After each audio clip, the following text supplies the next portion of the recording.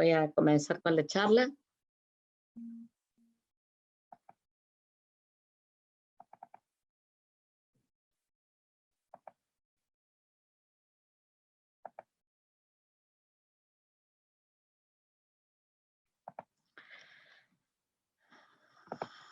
Bueno, si me permiten voy a tomar un poquito de agua.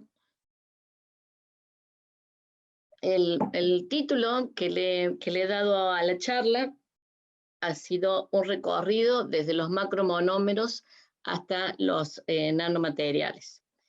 Y este nombre, tal como dijo Rita en la presentación, se debe a que este inicio, este recorrido, que tuve la suerte de iniciar el recorrido con el doctor Bertorello, iniciando la línea de polímeros, hace que uno llegue a este momento con estas cosas lindas, estos reconocimientos y estos logros, que si bien los recibo yo hoy, no son solamente personales. Hay mucha gente detrás de todo esto, mucha gente que ha puesto su trabajo, su contención, su sonrisa, su apoyo y sus enseñanzas.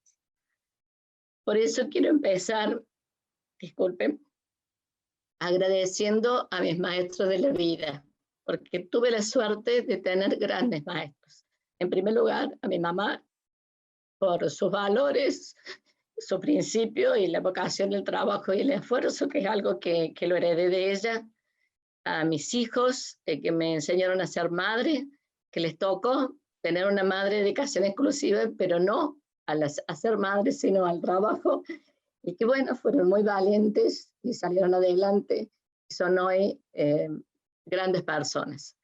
A mis hijos políticos, a Katy, Martín y Lucas, que me bancan como suegra, y que bueno, tampoco les sirvo demasiado porque no soy de esas suegras que cocinan bien, así que bueno, la mayoría de las veces cocinan ellos, pero esta gran familia me aportó a mí una contención que me ayudó en muchos momentos que necesitaba, junto con mi madre, ese apoyo.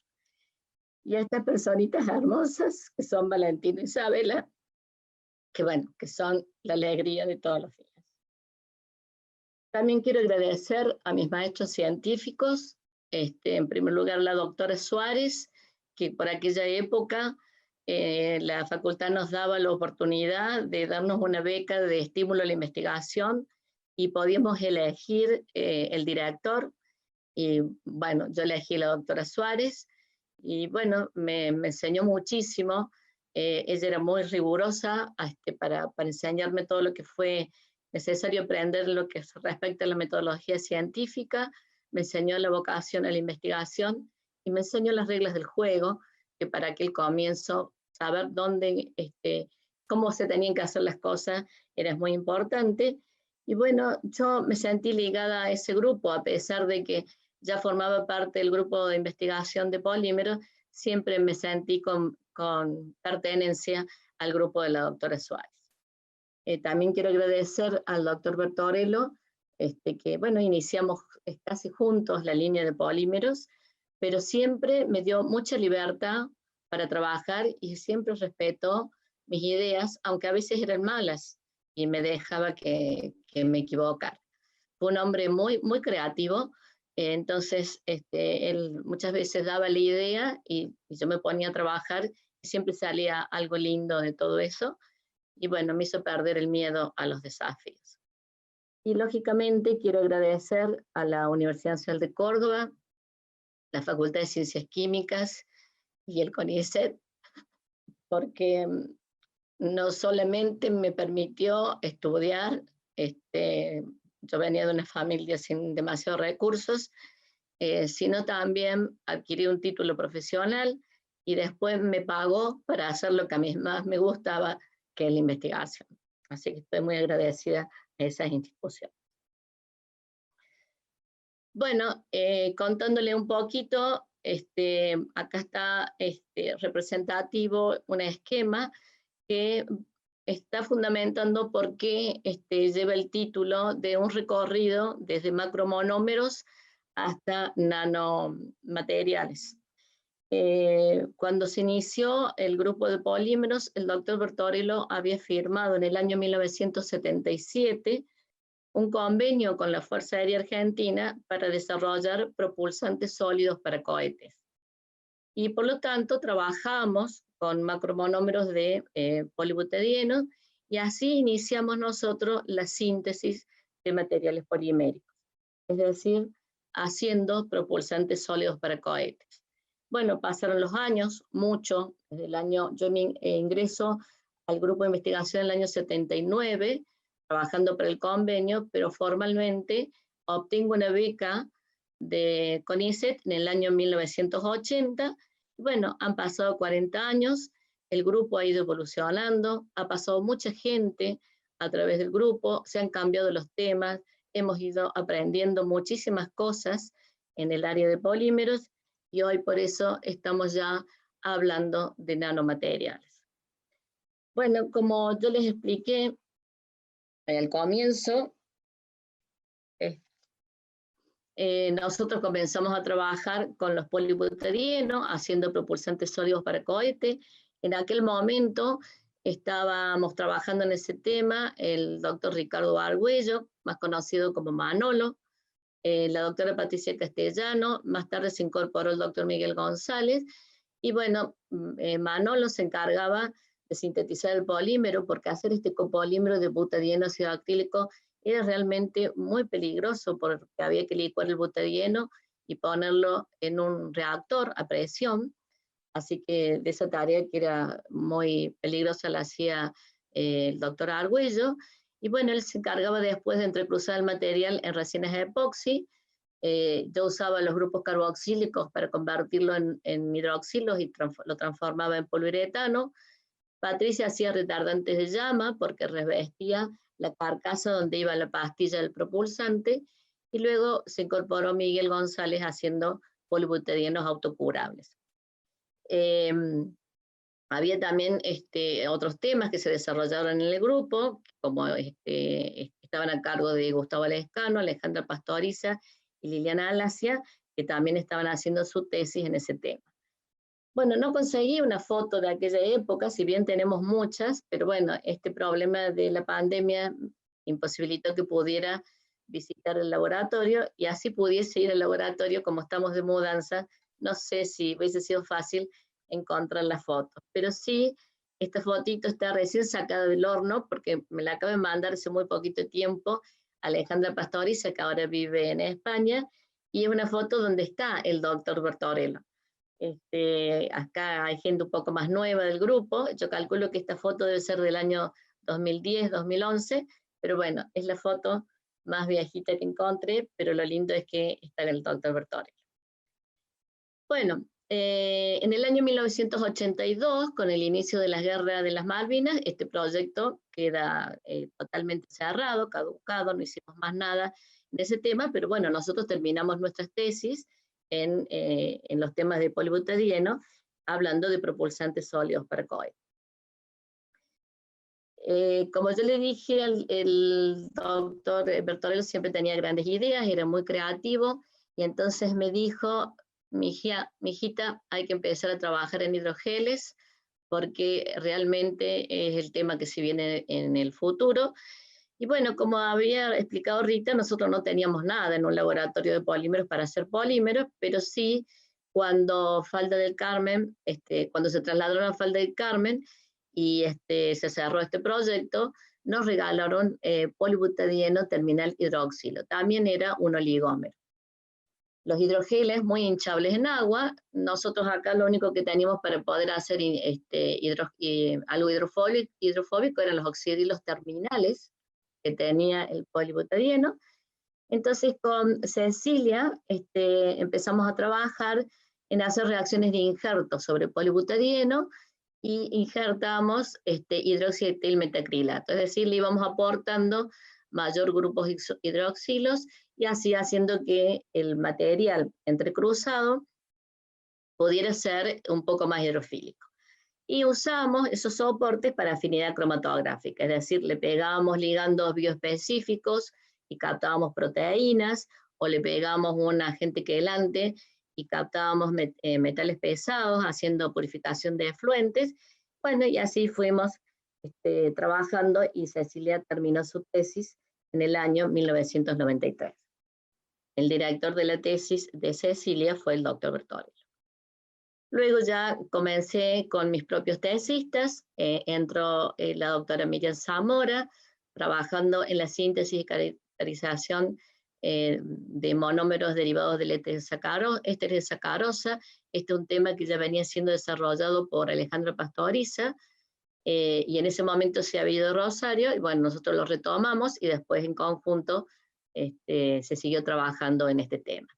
También ingresó la magíster Susana Gracino, con quien trabajamos en derivados del ácido tánico, hacíamos monómeros del ácido tánico, al que le poníamos grupos isocianatos para convertirlos en poliuretanos, y hacíamos adhesivos autocurables.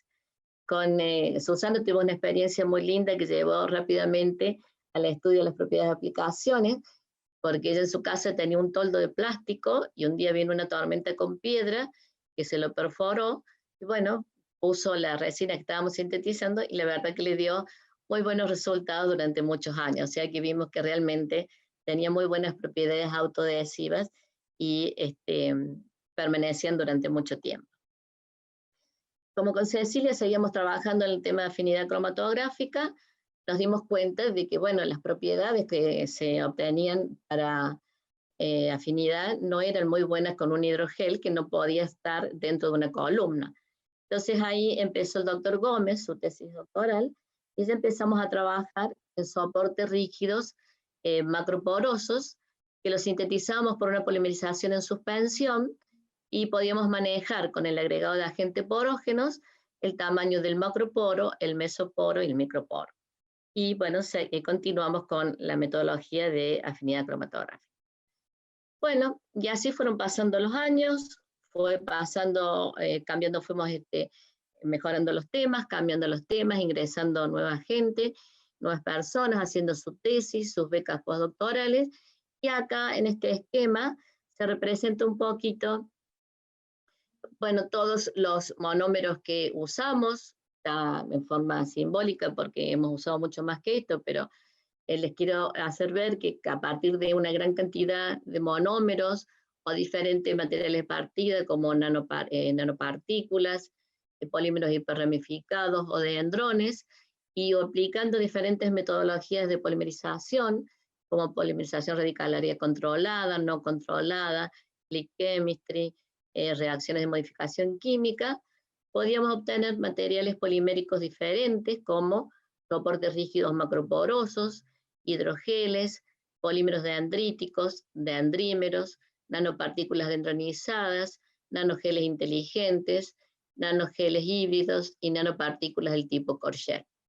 Y siempre hemos estado buscando determinadas propiedades de aplicación.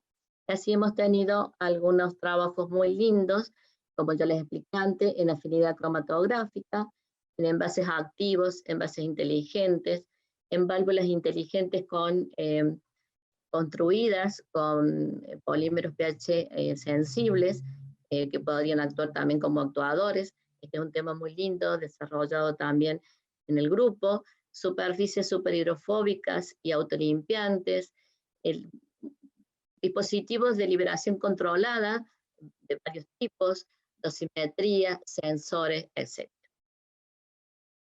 En esta charla me quiero referir a 3 tesis que fueron premiadas por diferentes especialidades, pero no me quiero referir a ellas porque son las tesis más importantes del grupo, simplemente porque han sido premiadas, se bien han sido premiadas porque estas grandes mujeres científicas han trabajado muy bien en este tema, pero me quiero referir a ellas principalmente a estas 2, que ya llevan su tiempo, porque marcan el inicio de una nueva línea de investigación en el grupo, y que aportó al grupo diferentes conocimientos que nos ayudaron mucho a evolucionar. Por ejemplo, la tesis de maestría de Vanina nos ayudó a relacionarnos con las empresas, a conocer las plantas por dentro, a charlar con los tecnólogos, a conocer sus problemas, a iniciar trabajos de desarrollo tecnológico y también hacer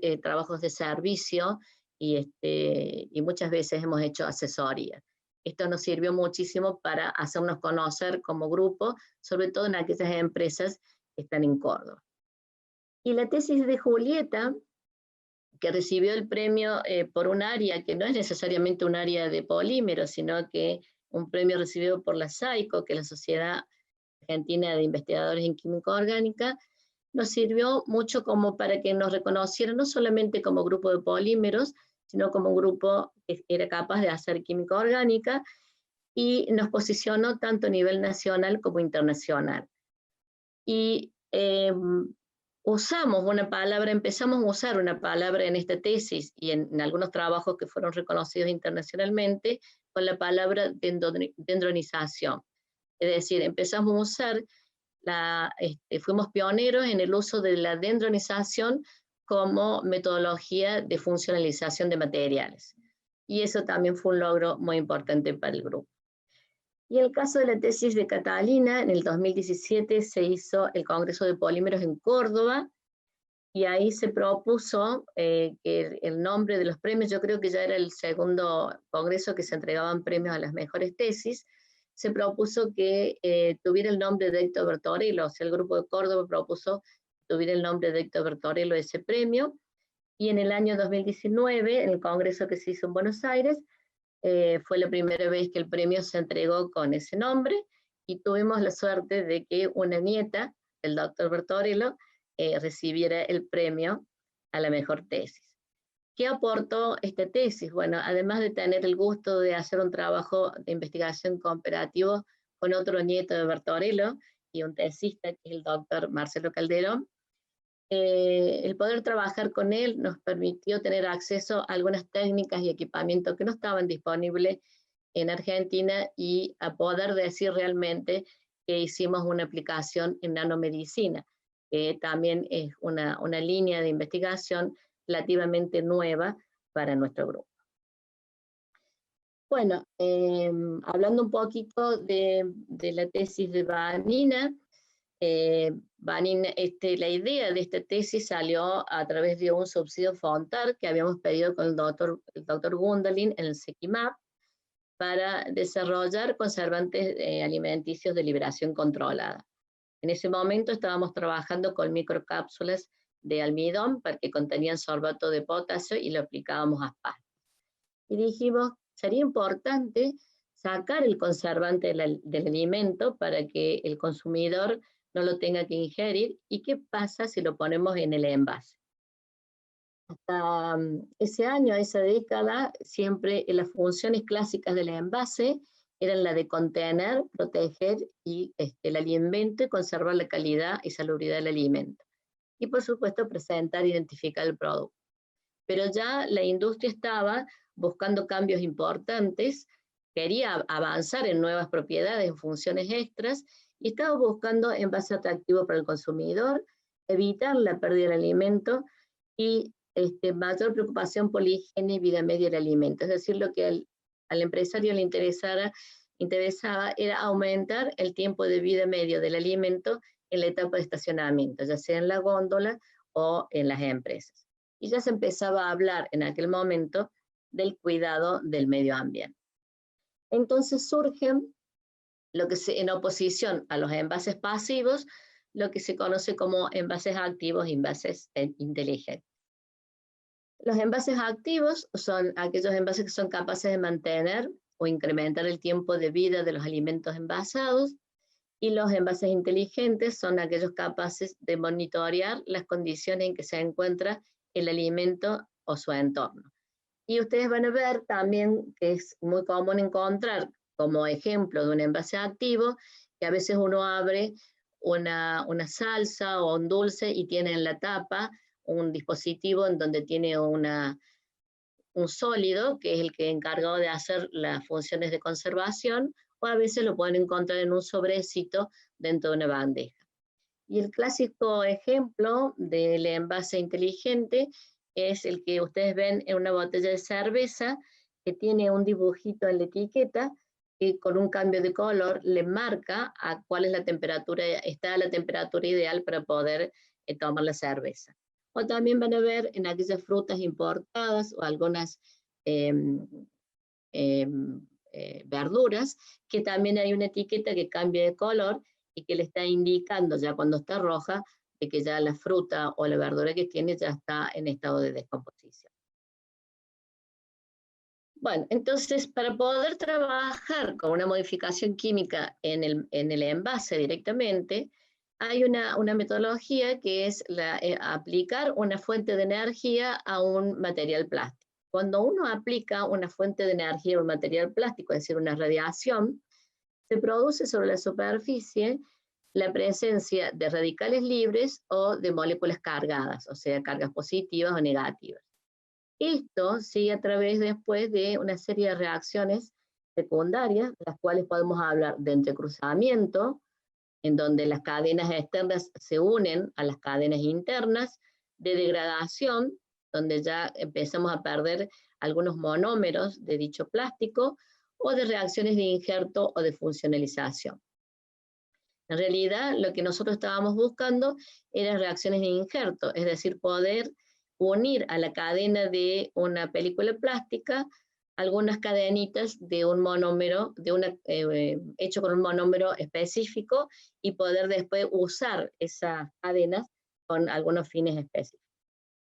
Bueno, entonces lo que se hizo es trabajar con polipropileno, pero también podríamos haber trabajado con polietileno o PVC. Esta metodología es válida para cualquiera de las poliolefinas. Lo pusimos frente a radiación UV, con la benzofenona usado como iniciador, fotoiniciador. Se formaron radicales libres sobre la superficie y le adicionamos como monómero ácido acrílico. De esta manera hicimos crecer cadenitas de ácido acrílico sobre la superficie de polipropileno y usamos ese ácido acrílico a través de interacciones iónicas para pegar el antifúngico. En esa ocasión pegamos cristal violeta o natamicina, cualquiera de los dos. Y realmente comprobamos de que las propiedades antimicrobianas que tuvieron estos materiales fueron excelentes. Todas estas pruebas las hizo Ricardo Toselli en el SECIMAP y dieron muy buenos resultados, y esto llamó mucho la atención porque después también recibió el premio Innovar 2007. Bueno, nosotros como nos quedamos con muchas cosas por tratar de hacer la transferencia de este material, seguimos en una segunda etapa con la tesis de maestría de Germán Charles. También la realizamos en el SECIMAP, así que el director de esa tesis fue el doctor Pablo Manso. Hicimos trabajar muchísimo a Ricardo Toselli, que siempre acudimos a él, que tan amablemente nos escucha y nos soluciona los problemas para hacer las pruebas antimicrobianas. Bueno, Germán se encargó de poner a punto todo lo que previamente habíamos estudiado. Tuvimos la suerte de tener un proyecto FONBIO con el Ministerio de Ciencia y Técnica de Córdoba y con ARCOR, así que Germán tuvo la oportunidad de visitar la planta, probar también otras fuentes de energía como es el plasma o corona, que son las que tenían en ese momento en la planta. Y bueno, lo que tuvo de lindo este proyecto es que, además de conocer cuánto porcentaje de grafting hacía falta para que realmente la natamicina se uniera sobre esos grupos carboxílicos y tuviera propiedades antimicrobianas efectivas, hizo que los porcentajes de grafting estuvieran muy chicos, alrededor del 2%, lo cual hacía que transferir esa metodología resultara relativamente más económico. Ustedes acá pueden ver un queso que ha sido envuelto con el envase modificado y un queso que ha sido envuelto con un envase normal, y cómo se encuentra después de 45 días a temperatura ambiente. Y acá pueden ver, esto se estudió frente a levaduras y hongo, y acá pueden ver que esto sería cómo crecen las colonias de levadura o de hongo en un envase, en un queso sin ningún tipo de protección. en un queso protegido con polipropileno, pero no activado, simplemente acá es una protección mecánica, y cómo es directamente que no hay prácticamente crecimiento de colonias hasta el día 22 en un queso que había sido protegido con un envase activo.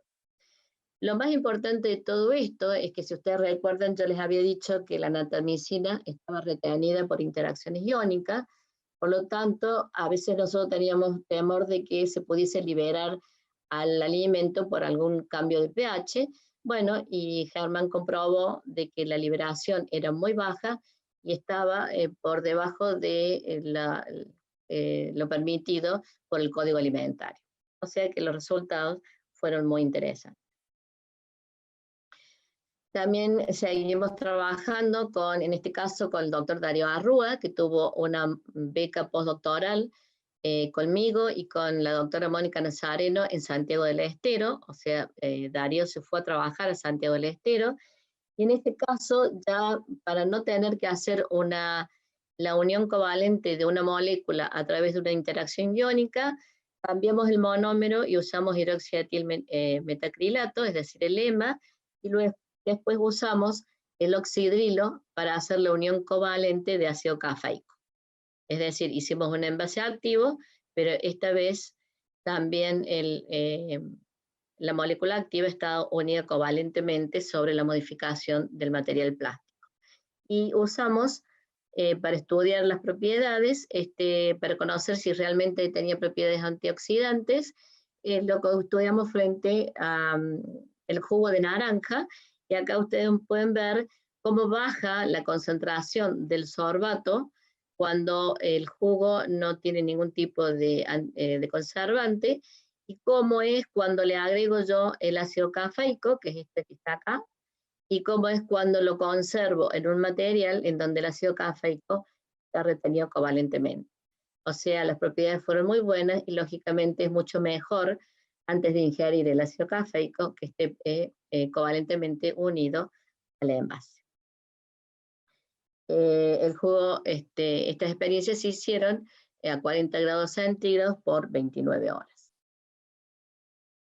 Bueno, y más recientemente seguimos trabajando en la modificación química de películas. Esto forma parte de la tesis doctoral de Cintia Contreras, que se rindió en el año 2015, pero acá cambiamos la metodología de trabajo. En vez de hacer una modificación química con una polimerización radicalaria no controlada, hicimos una polinización a través de una polimerización radicalaria controlada, con esta metodología que se llama ATRP, porque es polimerización radicalaria por transferencia de átomos. Esto permite que, en vez de hacer una capa sobre la superficie, como veníamos haciendo en los casos anteriores, uno pueda hacer una estructura con una morfología del tipo cepillo, es decir,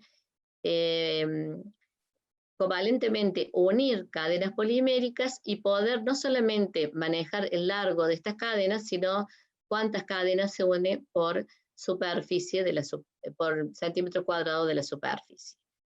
Esta metodología es muy usada cuando lo que se quiere unir como molécula activa es una molécula grande, como puede ser que tenga problemas de impedimento estérico, y acá nosotros lo que unimos fue la glucosa oxidasa, y también la usamos para ver sus propiedades antimicrobianas, que también las hizo Ricardo. Como verán, lo hemos hecho trabajar muchísimo Ricardo. Y se comprobó que los ensayos antimicrobianos tenían un porcentaje de inhibición de alrededor del 50% para Escherichia coli y Staphylococcus aureus. O sea que también, a través de otro tipo de polimerización, se comprobó que podíamos obtener un envase activo. Bueno, este tema ahora está a cargo del doctor César Gómez, que también ha desarrollado ya una tesis y tiene en marcha 2 tesis. El caso de Jessica Cavallo desarrolló la preparación de películas del tipo capa por capa, layer by layer, pegando polielectrolitos, que es ácido acrílico y quitosam, y se estudió cómo variaba esta capa por acción del pH, y también se estudió qué pasaba cuando se introducía un medicamento, cómo era la liberación controlada a través de las capas. Hasta a punto de terminar, creo que no debe faltar mucho para que Julie termine su tesis doctoral, donde también ha hecho reacciones de injerto de polipropileno con ácido acrílico y ha pegado sobre la película nanopartículas de hidróxidos doble laminares y en otra ocasión nanopartículas de plata, y también está estudiando sobre estas películas sus propiedades antimicrobianas. Y Luisa está haciendo su maestría también con reacciones de injerto y con quitosam, pero en este caso está usando sales de amonio cuaternaria, sales de amonio cuaternario de la piridina, y estudiando también sus propiedades antimicrobianas, uniéndolo covalentemente sobre las películas. También en el tema de los envases está trabajando la doctora Raquel Martín con su grupo. Ella es la jefa de grupo de investigación, donde también está Nicolás Gallán, Laura Goñi y Florencia. En este caso, ellos están trabajando con polímeros comerciales como polietileno, polipropileno, PET, etc., pero a través de una metodología de dióxido de carbono presurizada o supercríticos, introducen compuestos activos sobre las películas, logrando así propiedades como insecticida, repelente, antimicrobiano o antioxidante. Y también están teniendo muy buenos resultados en este tema. Y también estamos trabajando con Jimena Herrera, que es investigadora asistente, cuyo director es Julio Cigadlo, y yo soy la codirectora, en incorporar también compuestos orgánicos de origen natural, bioplaguicidas, por un sistema de construcción. Es decir, se está haciendo en sistema bicapa de polipropileno y polietileno, y se está aplicando para la realización de silobolsas. O sea que en este tema hay mucho que se está haciendo dentro de los diferentes grupos de investigación. Pero bueno, como todos saben, ya les había dicho que en aquellos momentos que hablábamos de envases activos inteligentes, ya la industria estaba preocupada por el medio ambiente. Es ahora realmente un problema los plásticos, si bien son muy útiles y son mucho más económicos que trabajar con un metal o con vidrio, traen sus problemas cuando se los descarta, porque en los residuos sólidos urbanos duran muchísimos años. Si podemos hablar de la degradación de un plástico, tenemos que hablar por encima de 300, 400 años. Por lo tanto, ha empezado a ser un tema ya preocupante. Y la tendencia que venía ya desde aquellos momentos, de aquel tiempo, es tratar de reemplazar los materiales plásticos por polímeros biodegradables, provenientes, ¿no es cierto?, de recursos naturales. Es decir, poder sacar polímeros de recursos naturales, poder usarlo y que después entre en un proceso de biodegradación para que no cause tanto problema en el medio ambiente. Esto es un problema realmente serio si nosotros tenemos que hablar que la producción, gestión, incineración de los plásticos arroja 860 millones de toneladas de dióxido de carbono a la atmósfera. Creo que es un problema que a corto tiempo va a ser muy serio, porque lo que se viene es que en el año 2030 ya vamos a estar hablando de 1,34 billones, y en el año 2050 de 2,8 billones. Por lo tanto, esto necesita no solamente tratar de reemplazar los plásticos que vienen de recursos no renovables, sino qué tratamiento se les da a los plásticos que ya existen. Esto, si ustedes acá ven algunos datos estadísticos, mejor dicho, datos de venta de este tipo de plástico, en el mundo se vende 1 millón de botellas de plástico por minuto. Se producen de 32 a 92 millones de toneladas por año que se descartan en el medio ambiente, en los espacios urbanos, que hay entre 5 a 12 millones de toneladas que van al océano. Y esto está trayendo serio problema en la fauna acuática. Y el 40% de todo ese plástico que está tanto en el medio urbano como en los océanos proviene del packaging. O sea que rápido se necesita dar una solución a este problema. ¿Y qué es lo que se viene como primera instancia para países como los nuestros, que todavía no estamos muy desarrollados tecnológicamente en ese tema? Es una urgente mejora en la gestión de los residuos plásticos. Siendo conscientes de ese tema, nosotros ya habíamos empezado en el año 2011 la tesis de Adelaida Ávila. Adelaida es ingeniera, bueno, ahora es doctora, pero era ingeniera en aquel momento de la Facultad de Ciencias Naturales de la Universidad San Juan Bosco de la Patagonia, y bueno, habíamos iniciado un trabajo en colaboración con el doctor Eduardo Sánchez para tratar de convertir al quitosam en un revestimiento que pudiese ser usado para proteger a los alimentos. Esa zona es una zona ideal para trabajar con quitosam porque hay kilómetros y kilómetros de playa, hay muchas industrias pesqueras que tiran kilos y kilos de caparazones de crustáceos, lo cual es lo que se puede usar de materia prima para extraerle quitina y luego convertirla en quitosam. En aquel entonces nosotros con Adelaida trabajamos reacciones, convertíamos sobre el quitosam radicales libres sobre el grupo amino, sobre el grupo oxidrilo, y hacíamos reacciones de injerto con el EMA o con el ácido acrílico. Y bueno, encontramos el problema que tienen el quitosam y la mayoría de los polímeros de origen natural es que no son termoplásticos, por lo tanto es muy difícil hacer una botella o hacer un film, porque al no ser moldeables, no pueden los fabricantes poder darle una forma determinada, y por eso se niegan a trabajar con ellos. Son materiales muy rígidos.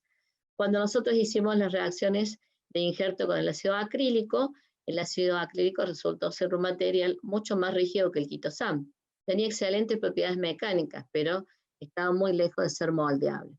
Sin embargo, cuando lo hicimos con el EMA, este material tuvo muy buenas propiedades de termoplasticidad y tuvo la ventaja de que conservaba un 45% los tiempos de biodegradación que tenía el quitosam. Así que con esa tesis conseguimos muy buenos resultados en este tema.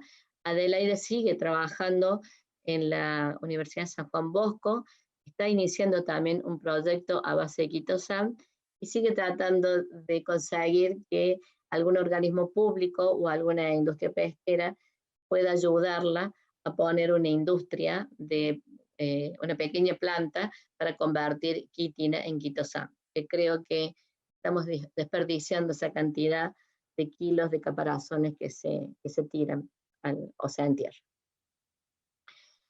En este tema continúa ahora la doctora Cecilia Álvarez con el doctor Agustín, que están trabajando en proteínas de soja. Esta región Córdoba es una región muy rica en proteínas de soja, por lo tanto es un excelente material de partida y también es un polímero biodegradable, por lo tanto tiene un gran futuro para poder reemplazar a los materiales plásticos. Y están haciendo cosas muy lindas como mezclarlas con otros polímeros sacáridos o incorporar cristales de nanocelulosa para mejorar sus propiedades mecánicas. Así que bueno, tienen un hermoso futuro en esta área de trabajo, que creo que es el área que se viene para la parte de envases. Bueno, entrando un poquito ya a la tesis de Julieta Páez, como yo les dije, con esta tesis nosotros empezamos a hablar de dendronización, pero para quienes no están familiarizados con el tema de los dendrímeros, me gustaría antes mostrarles qué es un dendrímero. Cuando aparecieron los dendrímeros por la década del 80, cambiaron un poquito el concepto clásico que teníamos en la química de los polímeros, que los polímeros eran cadenas largas de alto peso molecular.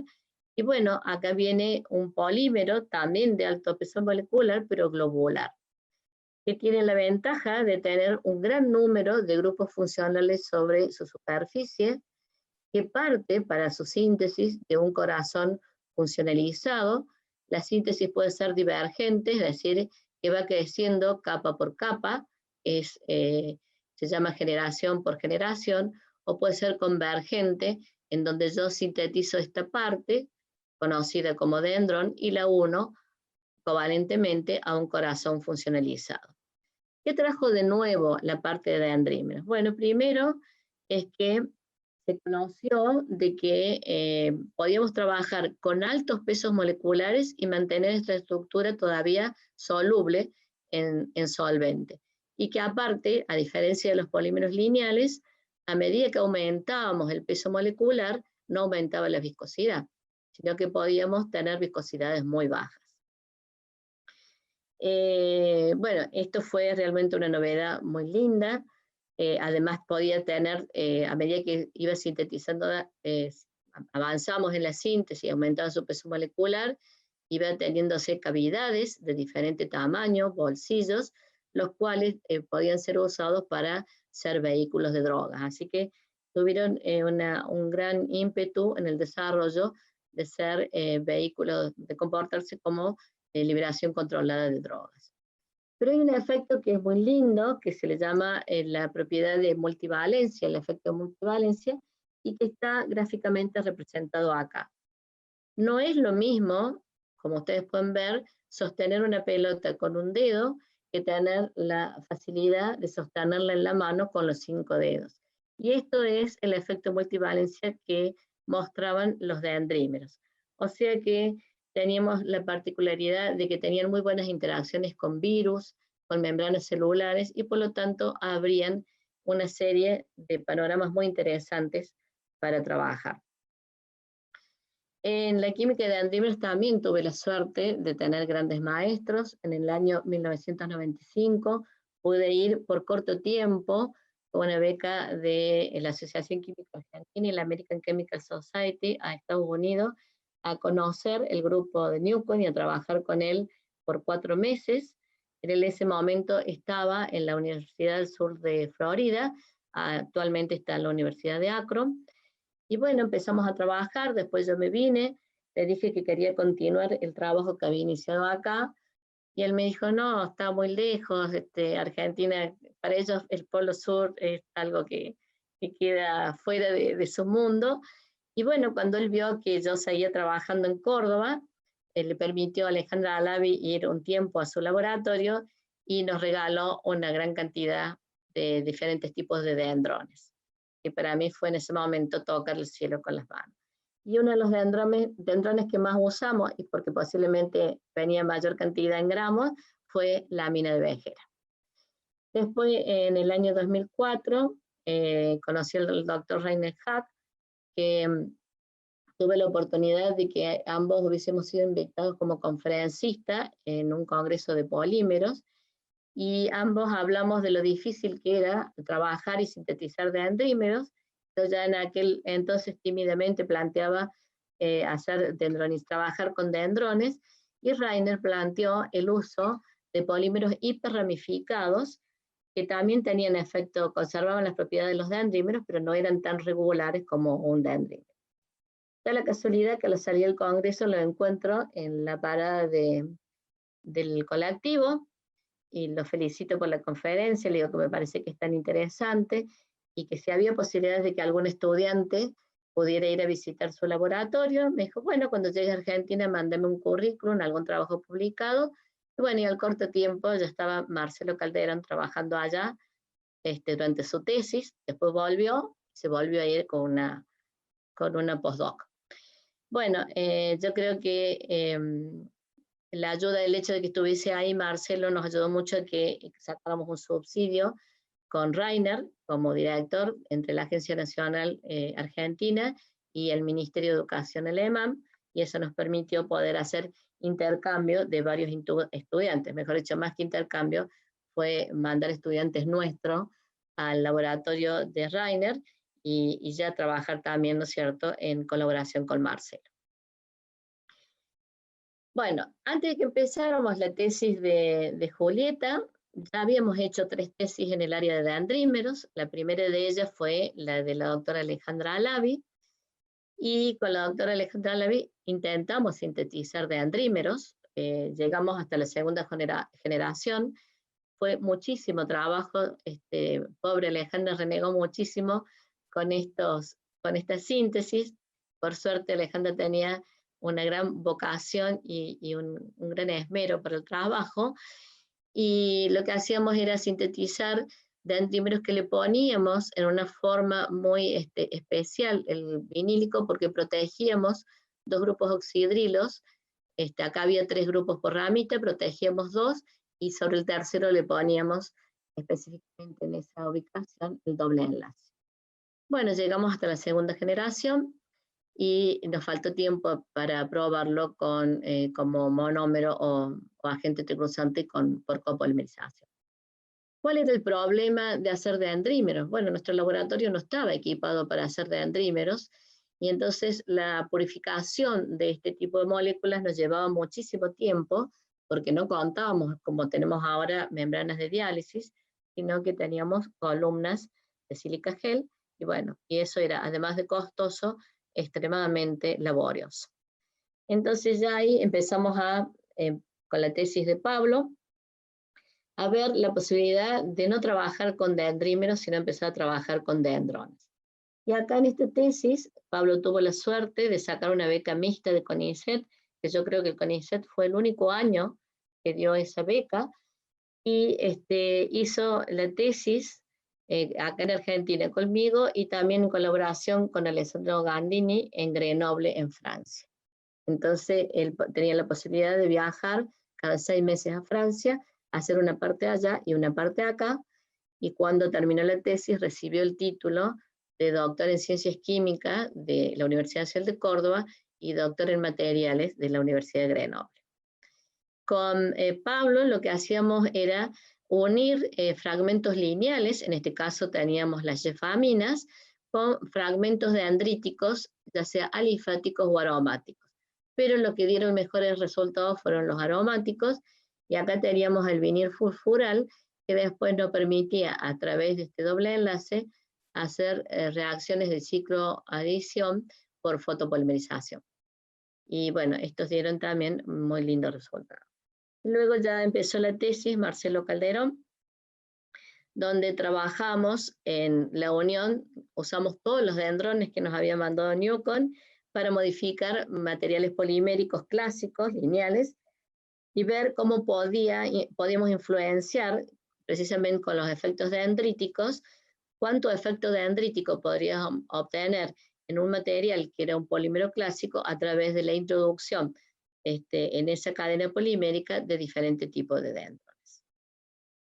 Pero bueno, fue con la tesis de Julieta Páez, donde alejamos un poquito de trabajar en polímeros y empezamos a trabajar directamente con los dendrones sobre superficies inorgánicas.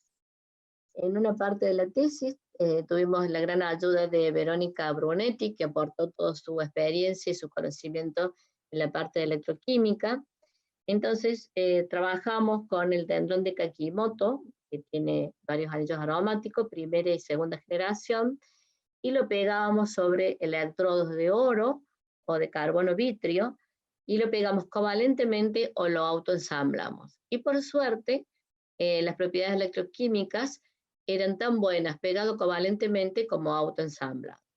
Conociendo esa particularidad que tenía este dendrón por la superficie de carbono vitrio, lo que se hizo fue, en una segunda etapa, dendronizar nanopartículas magnéticas con también el dendrón de Kakimoto, y unirlo de 3 formas diferentes. No sé si se ve claramente, pero acá pueden ver que es directamente el dendrón de Kakimoto unido sobre la superficie de la nanopartícula.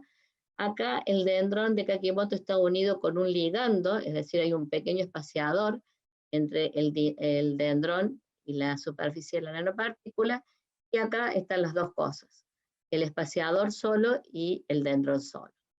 De estas 3 metodologías, la que mejor mostró propiedades electroquímicas fue la número 2, es decir, aquella donde había un ligando entre la superficie y el dendrón, y seguramente era porque los grupos nitro que estaban en los anillos aromáticos estaban más expuestos y tenían menos impedimento estérico para poder actuar.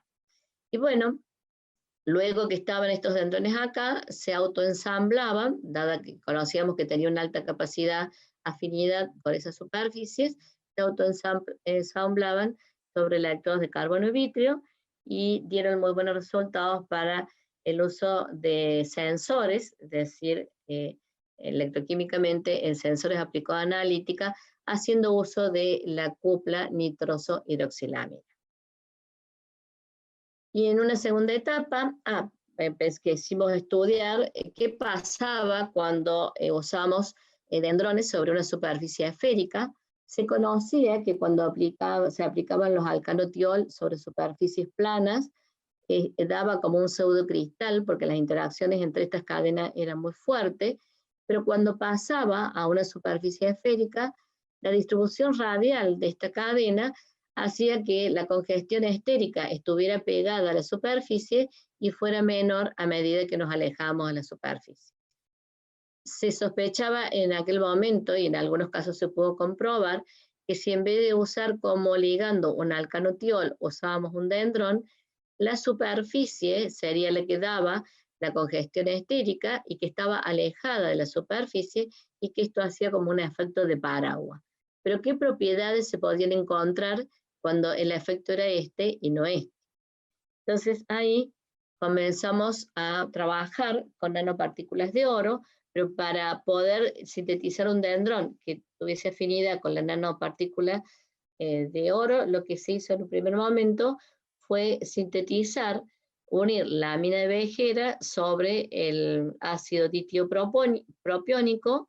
De esta forma teníamos este bisdendrón a través de un anillo disulfuro, y teníamos la ventaja que, como era la amina de Vejera, teníamos un dendrón con una superficie hidrofóbica, ya que esto que está acá presente son grupos terbutílicos, y que por hidrólisis podíamos tener otro dendrón con una superficie hidrofílica.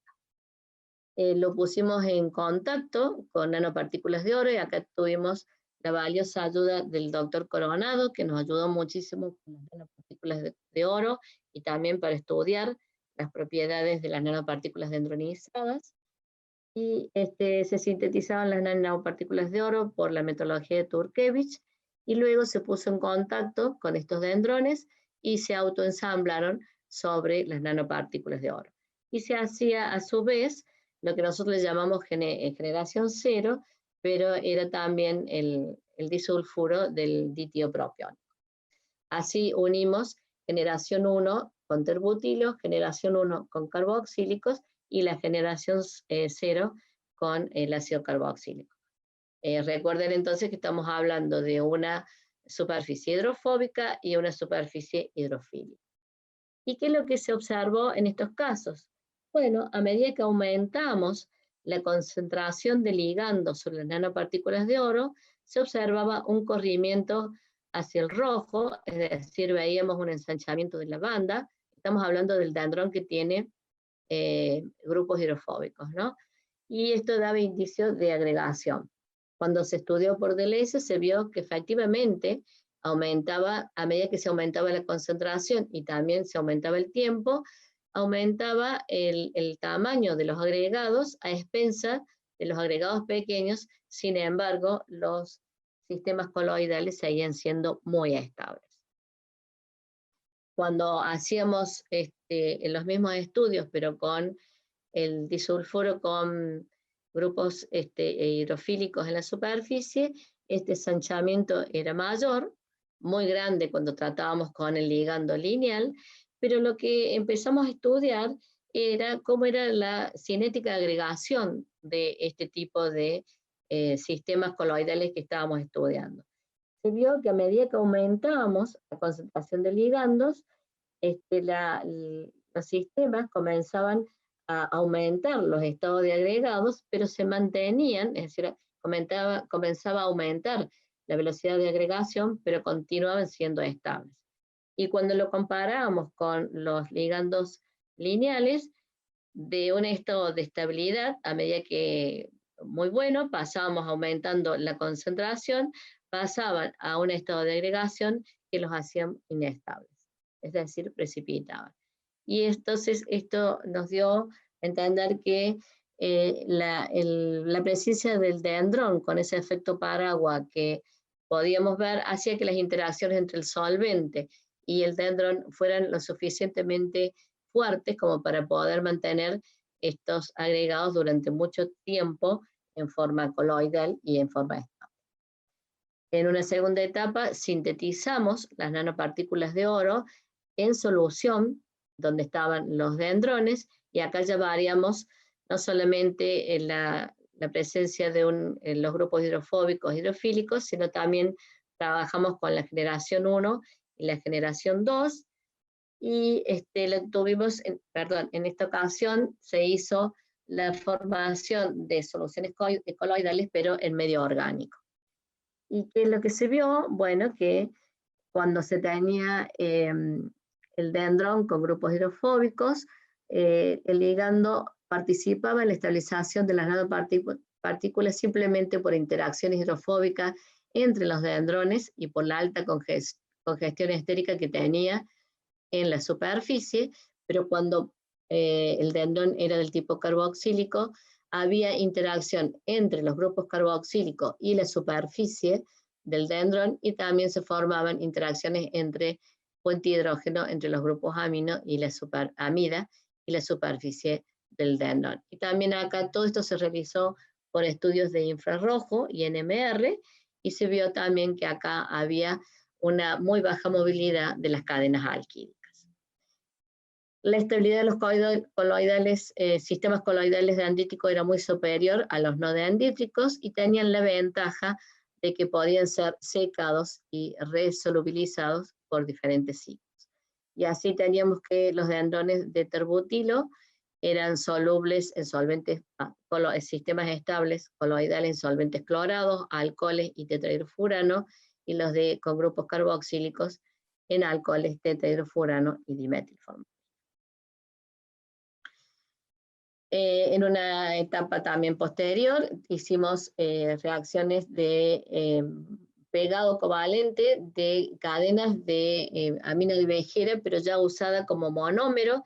Este trabajo también tuvimos un subsidio con Brasil, y por lo tanto lo hicimos en colaboración con el doctor Daniel Weber de la Universidad Río Grande do Sul de Porto Alegre, así que Cintia tuvo la oportunidad de ir a Porto Alegre y medir muchas de las propiedades de estos sistemas con Daniel.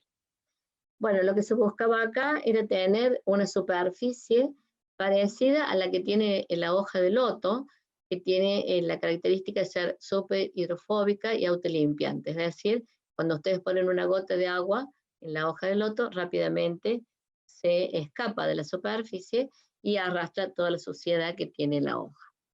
Para esto nosotros lo que hicimos fue pegar, también a través de una polinización radicalaria controlada, cadenas de polímeros dendríticos sobre superficie de óxido de titanio, y luego esas nanopartículas se pegaban a través de la metodología de deep coating sobre una superficie de polipropileno.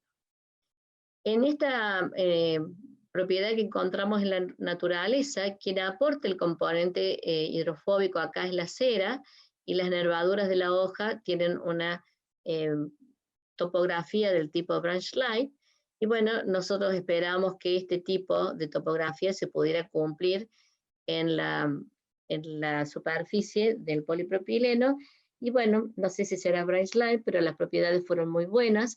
Hubo el componente hidrofóbico lo aportaba los terbutilos del dendrón, y había una combinación de micro y nanoestructura que le dio a la superficie de polipropileno propiedades superhidrofóbicas y también propiedades autolimpias.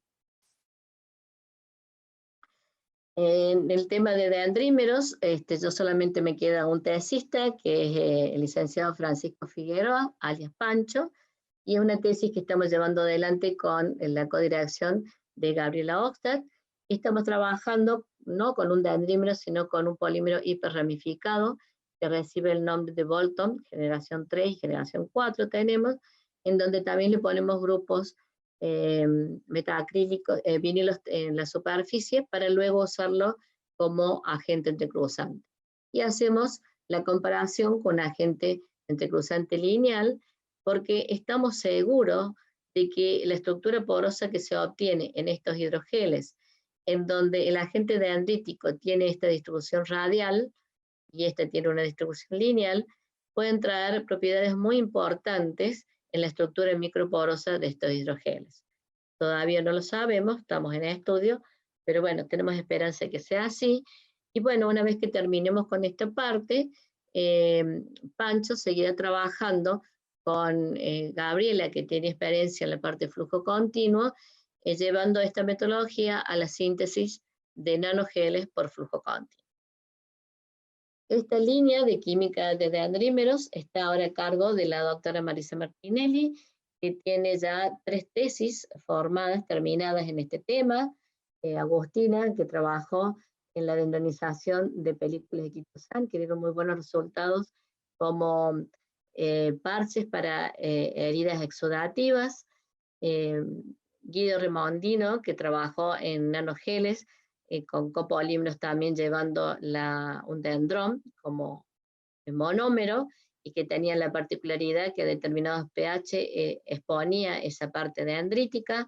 La tesis de David, en donde ha hecho barras monolíticas también con estructuras dendríticas, y en este momento, y también a punto de terminar, está Anabela Rosso y Anabela Carnicero trabajando también en la síntesis de nanogeles dendríticos con aplicaciones biomédicas, y Anabela Carnicero con nanogeles impresos. Así que el futuro de esta línea está en buenas manos y esperemos que siga progresando. Bueno, y por último tenemos la tesis de Catalina, que como ya le dije, Catalina trabajó en nanodispositivos magnéticos termosensibles. Lo hicimos en colaboración con el doctor Marcelo Calderón, que en aquel momento estaba en la Universidad Libre de Berlín. Ahora Marcelo está como profesor titular en Polymath, y también tuvimos la suerte de sacar un subsidio entre CONICET y DFG, que nos permitió que Catalina pudiera ir al laboratorio de Marcelo y poder hacer algunos experimentos ahí. Bueno, ¿cuál fue el objetivo de esta tesis? Bueno, fue hacer nanogeles híbridos por 2 metodologías distintas. Primero estudiamos hacer nanogeles a través de un sistema nuevo para nuestro laboratorio, que es la ultrasonicación. Hicimos primero los nanogeles usando monómeros termosensibles, es decir, monómeros que pudiesen dar origen a polímeros inteligentes, a nanogeles inteligentes que por acción de la temperatura pudiesen tener una temperatura de transición de fase y poder compactarse. Y luego hicimos con la metodología de polinización radicalaria no controlada la síntesis de los nanogeles híbridos, incluyendo las nanopartículas magnéticas.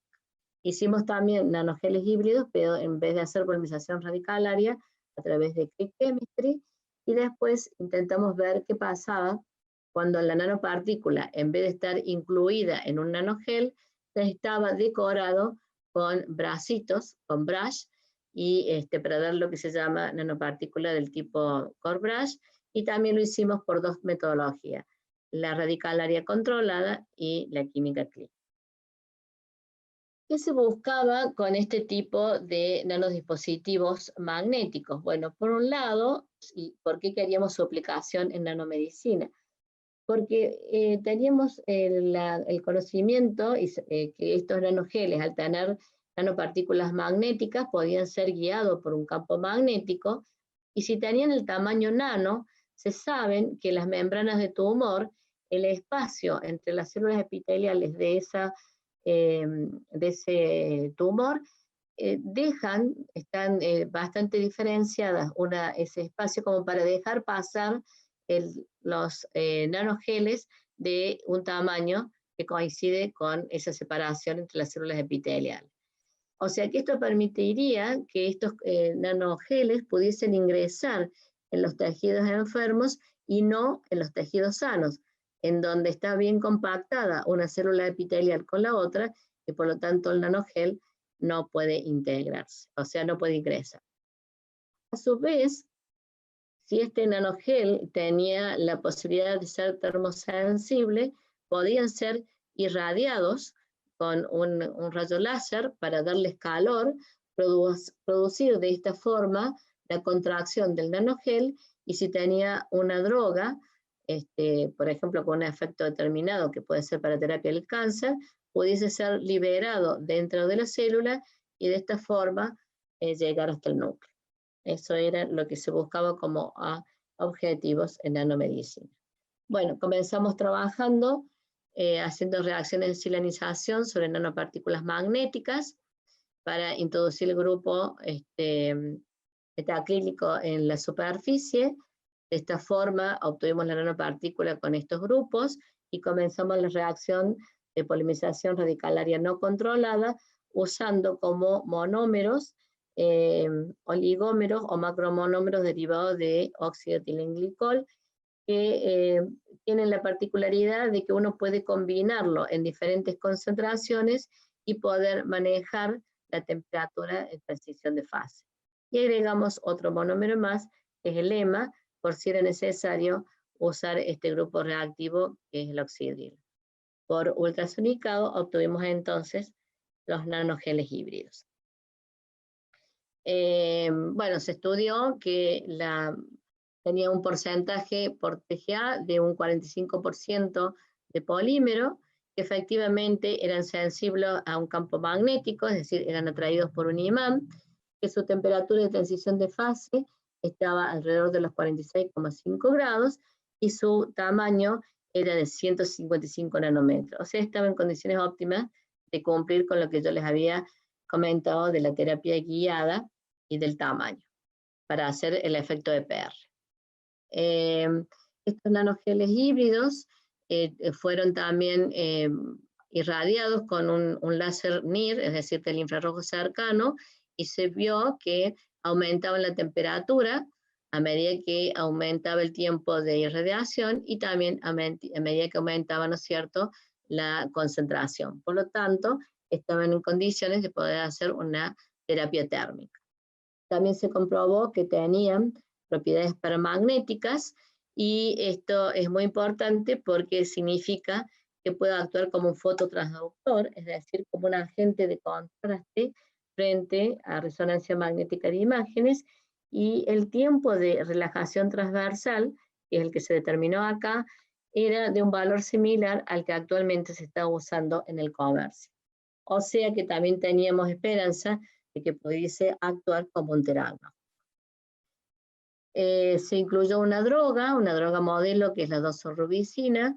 Logramos que la eficiencia de encapsulado sea alrededor del 30%, y el contenido de doxo era aproximadamente de entre un 40 a un 50%, en función de los nanogeles ya magnéticos.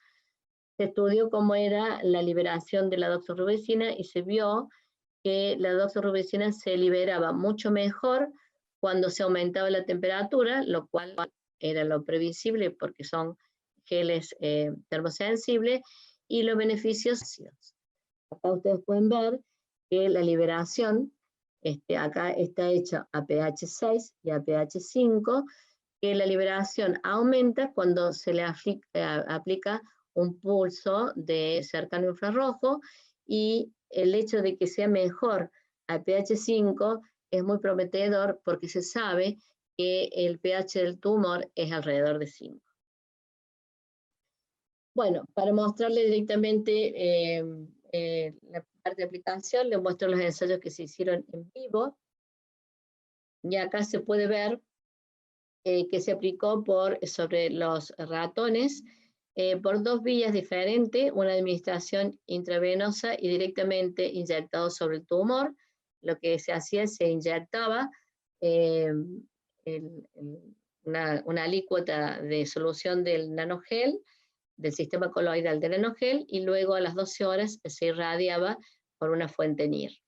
Y ustedes acá pueden ver que cuando se hacía directamente con los nanogeles magnéticos, el comportamiento no era muy bueno y el tumor crecía casi igual como cuando lo hacíamos con el PBS, y esto puede ser porque la temperatura aumenta la irrigación del tumor y por lo tanto no se veía un efecto marcado. Sin embargo, acá pueden ver que cuando se trabajó con el gel magnético con doxorubicina y también con NIR, hay un efecto importante porque se ve que el aumento es muy lento del tumor y es casi en forma constante, o sea, el aumento está como apaciguado cuando se trata de cualquiera de estos dos, y es mucho mejor que si lo comparamos con la doxorubicina sola. Como ustedes ven, esta que estoy marcando acá es la doxo sola, y estos dos comportamientos son del gel, de los nanogeles con doxo y doxo con NIR.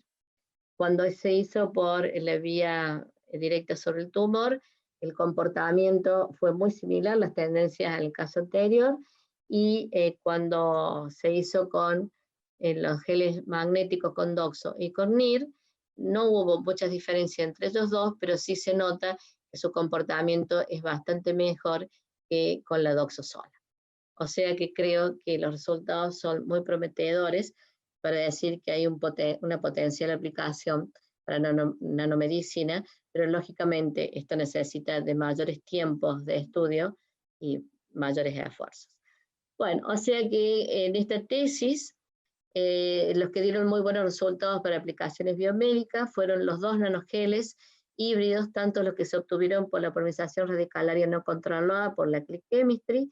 Ustedes acá ven que por estos geles de click chemistry fueron usados exitosamente para la detección y aislamiento de células tumorales del torrente sanguíneo, que son aquellas células que se producen de la metástasis de un tumor primario, y que en ambos geles pueden ser usados como agente de contraste para imágenes de resonancia magnética, y en este último caso dieron muy buenos resultados para la destrucción de tumores sólidos usando irradiación de infrarrojo cercano. En este tema estamos actualmente continuamos trabajando con la doctora Macchioni, que es investigadora asistente, y con la doctora Dariana Arizábal Bedoya, que es una beca postdoctoral, pero estamos usando como partícula inorgánica sílica mesoporosa y nanopartículas de LDH, que son los hidróxidos dobles laminares. También estamos buscando aplicaciones en nanomedicina. Veremos cómo nos va. Y bueno, para ya despedirme, pero no me quiero dejar de lado otros tesistas y becarios que han pasado por el grupo y que han trabajado en diferentes temas como en electroquímica, hidrogeles, con otros directores. He tenido mucha colaboración en la parte electroquímica con la doctora Baruzzi, Mabel Judy, Gustavo Rivas, en el caso de la tesis de Ariel con el doctor Carbonio, en hidrogeles con la doctora González Audino, con el doctor Gustavo Argüello, con Karina y después Dante Beltramo. Esta tesis, que es de Mariana Bernard, la hicimos con la codirección de Verónica Nicolau, que es de la Universidad de Tecnología de San Francisco. Acá Martín es tesista mío, y estamos trabajando en un tema de recuperación mejorada de petróleo, y luego con la colaboración de Juan Milanesio y de Facundo Matea. Facundo se incorporó en el grupo a través de Rataski, que lo trajo y me dijo: por favor, Miriam, puedo pedir una beca de inserción con vos porque este chico sabe polímeros y me gustaría que le demos la oportunidad. Así que bueno, Facundo ingresó al grupo y empezó a trabajar en dosimetría con Mauro Valente, y ahora está también colaborando en este tema de oro. La mayoría, y estamos también trabajando en nanogeles semiconductores para catálisis con Lidia Buchet, que ingresó a carrera de investigador con Juan Argüello y conmigo. La mayoría de esta gente que aportó muchísimo al grupo, vinieron ellos trayendo su tema, es decir, como el caso de Raúl, que quería hacer sensores y la parte de polímero, y ellos buscaron su director, el caso también de Ariel, pero el que más recuerdo es el caso de Gaby, que vino a golpear la puerta y dijo: necesito un director porque tengo una beca de FONSIT. Ella era bióloga y tenía una beca de FONSIT para, cuya directora era arquitecta, que trabajaba en viviendas económicas hechas con maderas del álamo, y necesitaba desarrollar un dispositivo de liberación controlada, sustentable, biodegradable, que pudiera atacar la plaga de la madera del olmo. Y bueno, renegó mucho, pobre Gaby, hasta que se puso al tanto de lo que era la química y los polímeros, pero hicimos un trabajo muy lindo porque es una persona que le puso mucha garra a todo su trabajo. Y bueno, el grupo de polímeros, respirar un poco. Este es el grupo actual, son todas grandes personas, hay una multiplicidad de personalidades, de carácter, lo cual hace muy ameno el trabajo y muy divertido, así que estoy muy agradecida de todo el trabajo que hacen todos ellos. Y han pasado mucha gente en estos 40 años que yo les he comentado, que se inició el grupo de polímero, mucha gente haciendo su tesis, haciendo beca postdoctoral, haciendo una pasantía, muchos han tomado nuevos rumbos, están haciendo polímero en otros lados, otros en la parte privada, pero bueno, estoy muy agradecido de todos ellos porque todos han hecho una contribución muy importante. Bueno, ¿cuál es el futuro de los polímeros? Ya me queda poco, no será un problema. Ha salido este año, se cumplen 100 años de la primera publicación de Staudinger, que fue el primero que descubrió un material polimérico. Hay una publicación muy interesante, que es esta que está acá, que tiene 37 autores que son referentes en el área de polímeros, y ellos plantean que un futuro sin polímero es impensable. ¿Por qué? Porque es una ciencia políglota, inter y multidisciplinario, que tiene la ventaja de tener una gran variedad de competencias y un amplio grupo de mercado. Por lo tanto, tiene futuro durante mucho tiempo, pero nosotros que estamos acá en Argentina y que esto tiene un potencial que necesita ser desarrollado, yo incentivo a estos investigadores que están trabajando en este tema y a los que vendrán, que hay que aumentar o incentivar la formación de puentes entre los académicos y las industrias, y no solamente en esta área, sino en otras varias áreas que se desarrollan muy bien en la parte de investigación básica, pero hay que tratar de aumentar la relación con la industria, que me parece que es muy bueno. En el 2018 iniciamos un nuevo viajecito, iniciamos, como explicó Rita, en la creación de un grupo de investigación con unos socios excelentes que son ingenieros químicos y que me acompañaron en este proyecto, y tenemos hoy el Instituto de Investigación y Desarrollo en Ingeniería de Procesos y Química Aplicada, que se trabaja muchísimo y que estamos haciendo un gran esfuerzo para que crezca y que pueda cumplir con los objetivos que planteamos en la creación de este instituto. Así que todos ellos, muchísimas gracias. Y no me quiero olvidar de mi etapa de gestión, que también aprendí muchísimo y tuve a grandes colaboradores. Aprendí mucho al lado de Belia, siendo su vicedecano.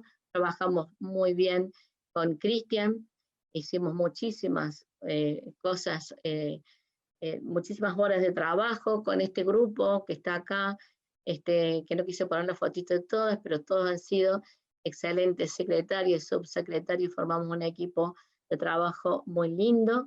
Y también a mi equipo de gestión cuando estuve en la CECIT, a Carla, Franco y Cecilia, que también me ayudaron muchísimo. Hicimos un trabajo de muchísimo tiempo, pero tanto en este equipo como en también teníamos tiempo para divertirnos y hacer fuerte el lazo de amistad. Así que estoy muy agradecida. A todos los colaboradores nacionales, internacionales, que bueno, han sido muchos y posiblemente me haya olvidado de algunos cuantos, y a todos ustedes, muchísimas gracias.